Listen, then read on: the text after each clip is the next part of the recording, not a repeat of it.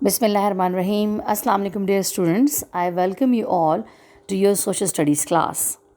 Today we are going to cover the first chapter, which is physical states of the earth. Now let's see what we are going to study today in this chapter. Okay, we are going to study layered structure of the earth. We are going to study layered structure of the earth. So, do you know that human beings have very little information about the internal structure of the earth? And today we are going to understand the internal structure of the earth.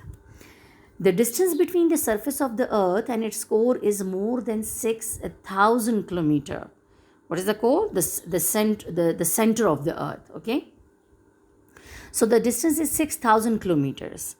So now let's see that what are the layers of the earth. We are going to discuss it one by one. Can you see this picture here? Okay. This is, in this picture, they are showing you the different layers of the earth. So, come on, let's start from the outside and move our way in. The first layer, crust. The thin outer layer of the earth where we all live. In very simple words, the thin outer layer of the earth where we all live is called crust. Okay. And the thickness of the crust is about 8 to 40 kilometers. Okay. It is between 8 to 40 kilometers. And crust is divided into two parts. There are two parts of the crust. The upper one is called continental and the second one is called, or the lower one is called, oceanic. Continents are found on the continental crust, and you know it very well that continent is the massive portion of the land. This crust is made of silicon and aluminium, so it is called soil. Okay, beta? This is called soil. Oceanic crust is made of iron and magnesium, and it is called seema. The oceanic crust is made of iron and magnesium, and it is called seema. And do you know that crust is rich in minerals? Crust is rich in minerals. Okay, the second layer of the earth. The second layer of the earth. It is called mantle. It is also called the middle layer. Okay. So, mantle is below the crust. Okay. And it is thicker than the crust. I must tell you that it is thicker than the crust. And do you know that a very interesting thing about the mantle, that it makes up about 85% of Earth's weight. Let me repeat it. It makes up about 85% of Earth's weight. There are two layers of mantle. One is upper mantle and the other one is lower mantle. So upper mantle, it is 670 kilometer thick. In this layer, we can find rocks but in molten state. And then below the upper mantle is the lower mantle, which is hard and solid. It consists of iron, silica and magnesium. And the thickness of the lower mantle is 2230 kilometer. 2230 kilometer. Then the third layer, core, internal part. The third layer under the mantle is called core. The third layer under the mantle is called core. Okay. Acha ji. It is called core, and it has also two parts. External core. It is made up of hot liquid iron and hot liquid nickel. The thickness of external core is about 2250 kilometer. Too thick. The external core makes a magnetic field. The external core makes a magnetic field and makes a protective barrier around the earth. And makes a protective barrier around the earth. Now the internal core, it is made up of nickel and iron. It is known as knife. And why we call it knife? Because it is derived from the two letter of nickel and ferrous, yani iron. So it is the solid and heaviest pair. It is the solid and heaviest pair, this internal core. And the thickness of internal core is 1220 kilometer. 1220 kilometer. Okay, the next topic is tectonic plates. So first we have to understand that what is the meaning of tectonic plate or plates. Okay, as it is written here, you can see that from 1960, the geographers started using two new terms for the exterior composition of the earth after getting new information about the surface of the earth. And the two new terms are lithosphere and asthenosphere. Okay. The lithosphere consists of the upper surface of the earth and the solid upper portion of mantle. Okay, just remember this thing, that they just change the terms for the surface of the earth. But one is called lithosphere and the other one is called asthenosphere. Okay, under lithosphere there is soft layer of rocks known as asthenosphere. Okay, lithosphere is divided into 7 moving parts called as plates, and these are also called tectonic plates. But let me explain these tectonic plates. Acha. Okay, this theory says that the earth's outer layer is made up of large moving pieces called plates. All of the earth's land and water sit on these plates. Okay, bacho? These plates are made up of solid rocks. Under the plates is a weaker layer of the partially melted rocks. The plates are constantly moving over this weaker layer. Okay, the plates are constantly moving over this weaker layer, which is made up of the melted rocks. The upper layer of the plate is solid. Okay, solid rock, and they are moving on over the weaker layer, and which is made up of the melted rocks. Acha. So here they have described big plates of crust: Pacific plate, North American plate, South American plate, Eurasian plate, African plate, Australian plate, and Antarctica plate.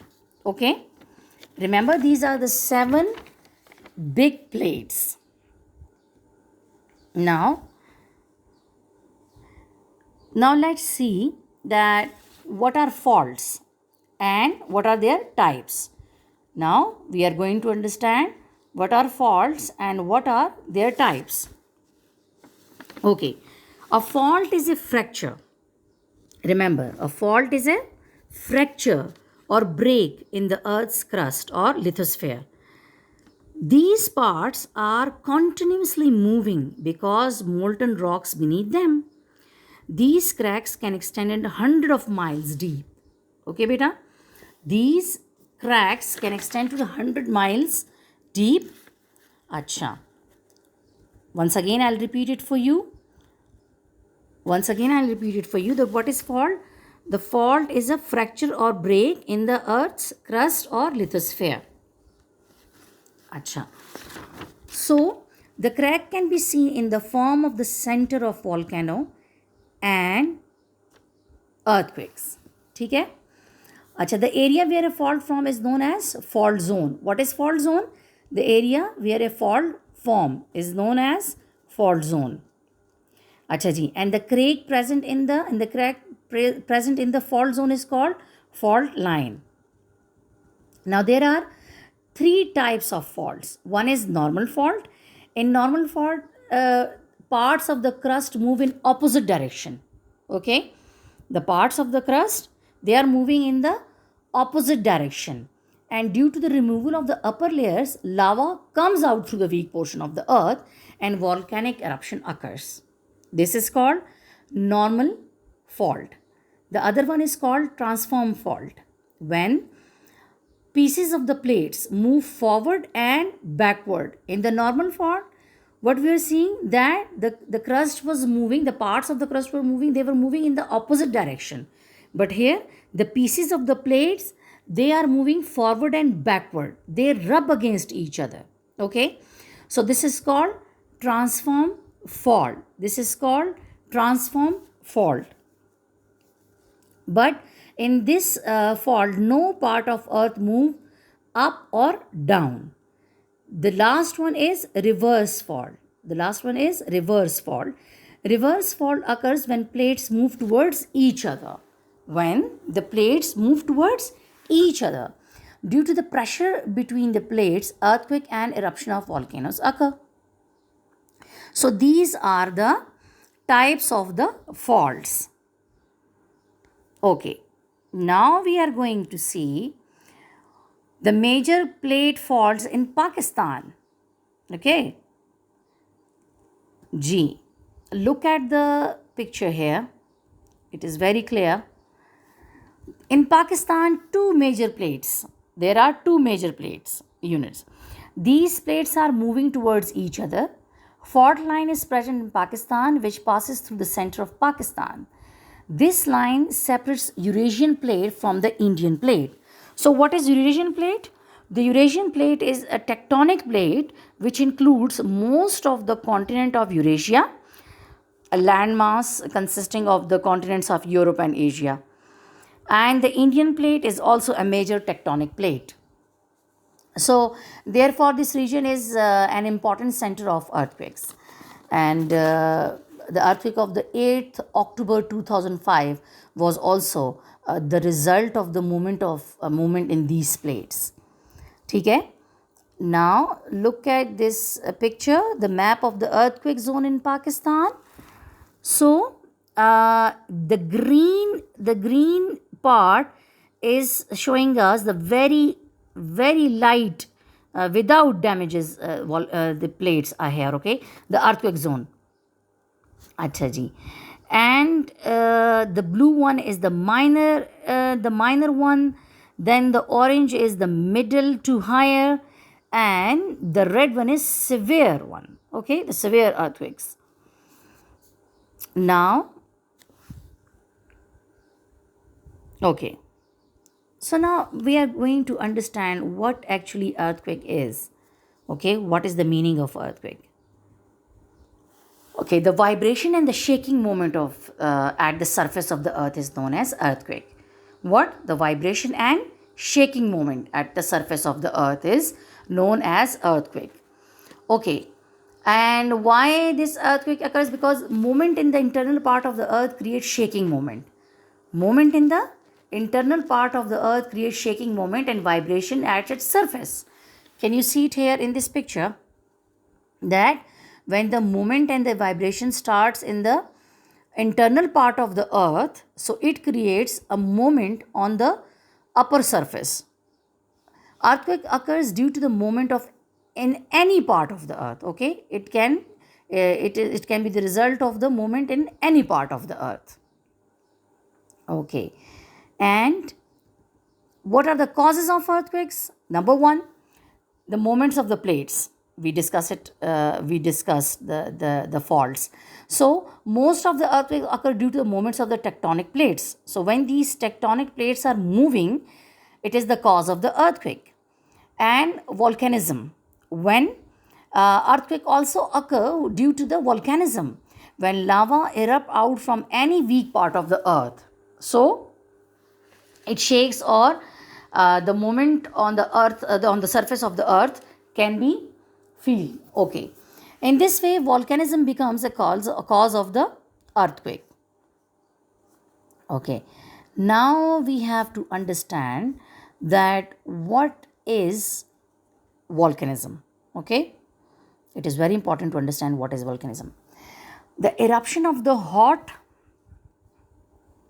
okay, here it is. with the help of this picture. Okay, there are pictures where you can see what is volcanism.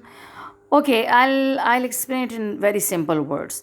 The surface of the earth is like jigsaw puzzle. Okay, it is like a jigsaw puzzle. Yes, it's not a single piece of land. We know it very well, and but approximately 20 pieces of puzzles. Okay, and these pieces are constantly moving, but we don't feel it because they move very slowly. ठीक है बेटा? And I'm telling you about the tectonic plates in very simple words. Okay, the eruption of the hot semi-solid matter or magma from the surface of the earth is known as volcanism. The eruption of hot semi-solid matter, which is called magma, from the surface of the earth is known as volcanism. Okay, in this process, what is the process of volcanism? That underground volcanic magma comes out on the surface of the earth in the form of the lava. When it is underground the earth, it is called magma. When it comes out on the surface of the earth, it is called lava.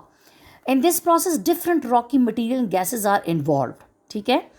And usually this volcanism occurs along the cracks of the earth plates because volcanoes are mostly found in cracks and on the boundaries of the plates of the earth. About 70% volcanoes of the earth are found on the bed of ocean. Some of the volcanoes are also hidden in the ocean. Okay, and can you see the scene of the volcanism here in this first picture? And the flowing lava during volcanism. You can see that magma is coming out in the form of the lava. Okay, now what are the effects of the volcanism? Acha ji. So volcanoes are formed due to the volcanism. These volcanoes keep on growing by the deposition of the lava layers and repeated volcanism. Okay, and these features can be found on the edges of the earth places, the matter, gas, and dust. Can you see it here in the last two pictures? The matter, gas, and dust. Clouds of gases during volcanism in this third picture, and the scene of fire flames during volcanism. It is, you can see it here. Okay, now I hope you have understood that what is volcanism, and now we are going to discuss the types of the volcanoes and their distribution. Okay, there are three types of volcanoes. Okay, the types of volcanoes and their distribution. There are three types. The first one is called active volcanoes. What are active volcanoes? The volcanoes in which the volcanism continues are known as active volcanoes. When the volcanoes in which the volcanism continues are known as active volcanoes, and they often keep on erupting lava. In Japan and Italy, you can find these active volcanoes. And the next one is dormant volcanoes. A long period has gone since the eruption of the lava from dormant volcanoes, but volcanism can occur anytime in these volcanoes. These are very dangerous volcanoes because anytime anything can be happen. Okay, and they can just start eruption of lava. These are called dormant volcanoes. Okay, the third one is called extinct volcanoes. Okay, why they are called extinct volcanoes? Because the eruption of the lava has stopped and there are no chances of eruption of lava in future. So that is why they are called extinct volcanoes. Okay, look at this picture, at this page. There are the global distribution of the volcanoes. Okay, you remember the ring of fire? This is called the ring of fire. Japan, elevated portion of the East Pacific. Okay, so you can see this is called the ring fire. This is the global distribution of the volcanoes. I hope students now you have very clear picture in your mind of the physical states of the earth, Inshallah, in the next lecture, we will learn something more interesting about our Earth's geography. Okay? Thank you very much. Allah Hafiz.